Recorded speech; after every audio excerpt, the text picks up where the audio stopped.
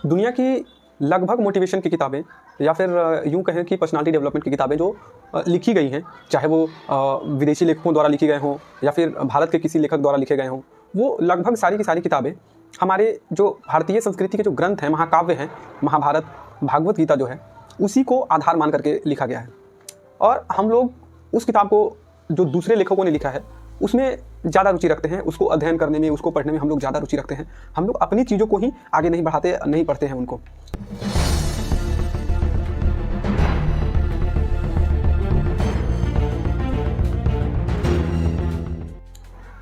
नमस्कार, मेरा नाम है धनंजय और मैं स्वागत करता हूं आपके इस अपने YouTube चैनल बुकवर्म धनंजय में। आज से मेरा एक छोटा सा प्रयास है कि मैं भागवत गीता के हर अध्याय को, पूरी किताब को मैं आप लोगों के सामने बिल्कुल सरल शब्दों में बताने और समझाने की कोशिश करूंगा। उसमें कोई भी मिलावट नहीं होगा, ना कोई मैं अपना मत आप लोगों के सामने रखूंगा कि मैं ऐसा सोचता हूं, या कोई जैसे कोई विदेशी राइटर है वो अपने भागवत गीता का अध्ययन तो करता है, डीप स्टडी करता है, लेकिन उसके बाद उसको पढ़ने के बाद वो भगवान श्री कृष्ण को साइड करके और उसमें फिर अपना मत डाल करके कोई नया किताब लिखता है।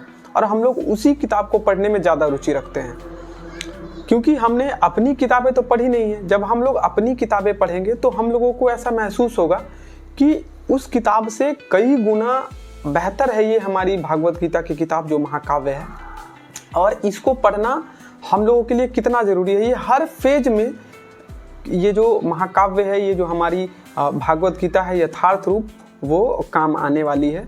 इसीलिए इस किताब का नाम भी भागवत गीता यथार्थ रूप रखा गया है, क्योंकि भगवान श्री कृष्ण जिस तरीके से, जिस शब्दों का उपयोग उन्होंने किया है अर्जुन को ज्ञान देने के लिए, ठीक उसी प्रकार इस किताब में एज इट इज़ लिखा हुआ है, जिसको हम लोग बोलते हैं जस का तस लिखना। उसी तरीके से वो किताब जो है उस किताब में लिखा हुआ है। तो मेरे हाथ में ये भागवत गीता यथार्थ रूप किताब है, आप लोग देख सकते हैं। तो हम लोग इसको शुरू से जो है स्टार्ट करेंगे। इसमें आप लोग देख सकते हैं, पहला तो पृष्ठभूमि है और इसमें भूमिका है। अध्याय 1 में है कुरुक्षेत्र के युद्ध स्थल में सैन्य निरीक्षण। अध्याय 2 में है गीता का सार। अध्याय 3 में है कर्म योग। अध्याय 4 में है दिव्य ज्ञान। अध्याय 5 में है कर्म योग। अध्याय 6 में है ध्यान योग। अध्याय 7 में है भगवत ज्ञान। अध्याय 8 में है भगवत प्राप्ति, मतलब भगवान की प्राप्ति कैसे होगी। अध्याय 9 में है परम गुरु ज्ञान। अध्याय 10 में है श्री भगवान का ऐश्वर्य। अध्याय 11 में है विराट रूप। अध्याय 12 में है भक्ति योग। अध्याय 13 में है प्रकृति, पुरुष तथा चेतना। अध्याय 14 में है प्रकृति के 3 गुण। अध्याय 15 में है पुरुषोत्तम योग। अध्याय 16 में है दैवी तथा आसुरी स्वभाव। अध्याय 17 में है श्रद्धा के विभाग। अध्याय 18 में है उपसंहार, यानी कि संन्यास की सिद्धि। इस पर यह किताब कुल मिला के 18 अध्यायों में लिखी गई है। तो मैं सबसे पहले पृष्ठभूमि से शुरुआत करूंगा। किसी भी चीज़ को जानने से पहले हमको उसके पीछे की कहानी पता होनी चाहिए।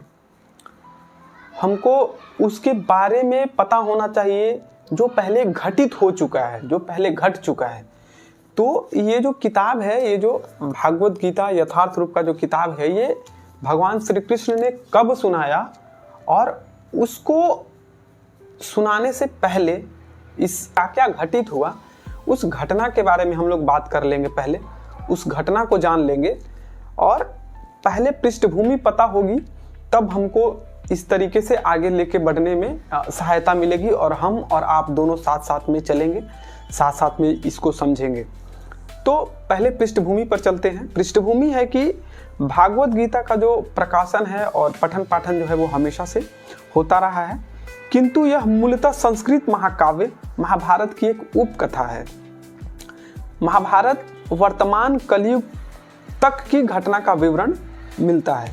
महाभारत में वर्तमान तक यानी कि कलयुग तक की घटनाओं का विवरण जो है वो मिलता है। इसी युग के प्रारंभ में आज से लगभग 5000 वर्ष पूर्व भगवान श्री कृष्ण ने अपने मित्र अर्जुन को ये भागवत गीता का उपदेश दिया था। धृतराष्ट्र तथा पांडु दोनों भाई थे जिनका जन्म जो है वो कुरुवंश में हुआ था। वे राजा भरत के वंशज थे जिनके नाम पर इस महाकाव्य का नाम जो है वो महाभारत नाम पड़ा।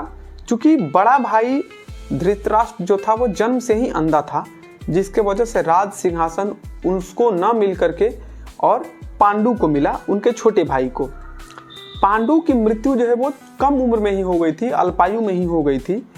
इस वजह से उसके जो 5 पुत्र थे, युधिष्ठिर, भीम, अर्जुन, नकुल एवं सहदेव, वो धृतराष्ट्र के देख रेख में ही रखे गए थे। और धृतराष्ट्र के पुत्र और पांडु के पुत्र दोनों एक ही महल में रहते थे, जिस वजह से जो धृतराष्ट्र का बड़ा पुत्र था दुर्योधन, वो पांडु के पुत्रों से यानी कि पांडवों से जो है वो ईर्ष्या रखता था, जलता था उससे। अंधा तथा दुर्बल हृदय धृतराष्ट्र पांडु पुत्रों के स्थान पर अपने पुत्रों को जो है वो राज सिंहासन देना चाहता था और उत्तराधिकारी बनाना चाहता था। इस तरह धृतराष्ट्र की सहमति से दुर्योधन ने पांडुओं को कई बार मारने की जो है योजना बनाई और उसमें वो असफल रहे। क्यों? क्योंकि वो भगवान श्री कृष्ण जो कि पांडवों के ममेरे भाई थे, उनके संरक्षण में रहते थे और विदुर के संरक्षण में रहते थे, जिसके वजह से पांडवों का कोई बाल बांका भी नहीं कर पाया और वो सुरक्षित रहे। भगवान कृष्ण कोई सामान्य व्यक्ति नहीं थे, वो साक्षात परम ईश्वर थे जिन्होंने अवतार लिया था और फिलहाल राजकुमार की भूमिका निभा रहे थे। वे पांडु की पत्नी कुंती या पृथा पांडवों की माता के भतीजे थे श्री कृष्ण भगवान।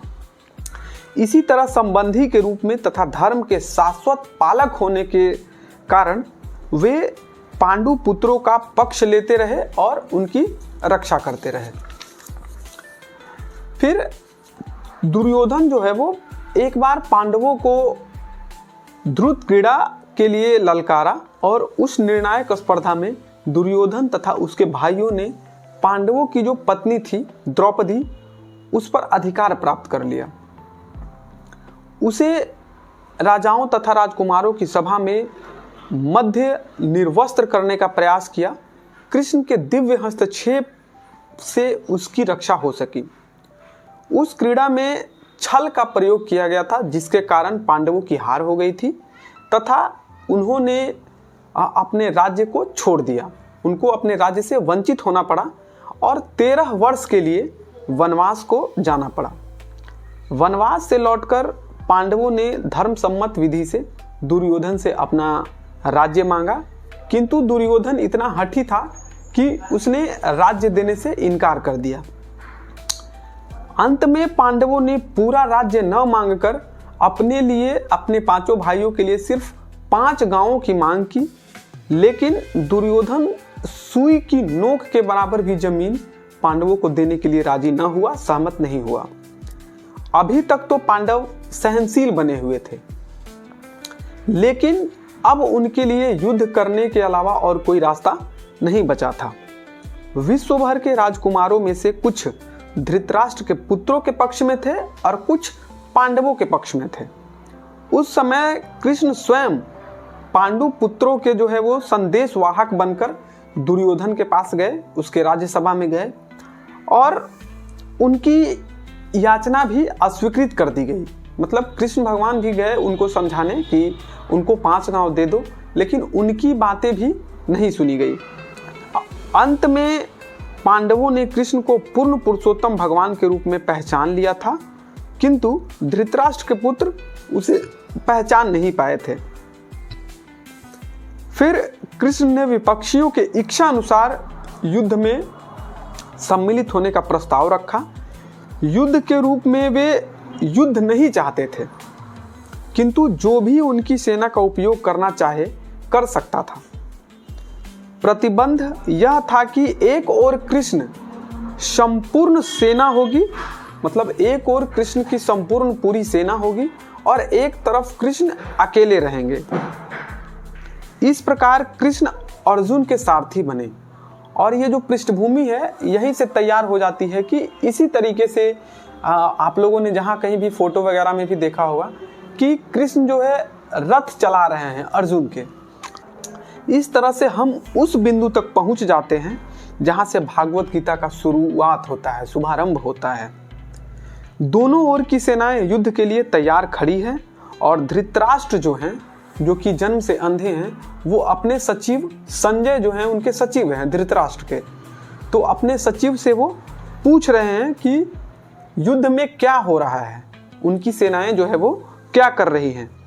दोनों पक्षों के सेना जो हैं, धनुर्धर जो हैं, युद्ध करने वाले योद्धा जो हैं, वो युद्ध भूमि में खड़े हैं आमने सामने और धृतराष्ट्र संजय से कुछ सवाल पूछ रहे हैं जिसका जवाब संजय जो है वो दे रहे हैं। और इस भागवत गीता किताब में इसके आगे की जितने भी 18 अध्याय हैं इसी के बारे में दिया गया है। तो ये था श्रीमद् भागवत गीता यथार्थ रूप का पृष्ठभूमि जो कि मैंने आप लोगों को अभी बताया। तो मैं उम्मीद करता हूं कि आप लोग जो है इस मुहिम से, मेरा इस छोटा सा प्रयास से जुड़ेंगे और हमारे इस छोटे से प्रयास में आप लोग सहयोग भी करेंगे। मैं ये नहीं कहूँगा कि मेरे आप इस चैनल को सब्सक्राइब कीजिए या कमेंट कीजिए या लाइक कीजिए, बस मैं इतना कहूँगा कि अपने जीवन को सुधारने के लिए जो कुछ भी हो सकता है आप लोग वो कीजिए। कुछ अच्छी चीज़ें सुनिए, कुछ अच्छी चीज़ें पढ़िए, कुछ अच्छी चीज़ें देखिए। जय हिंद, जय भारत।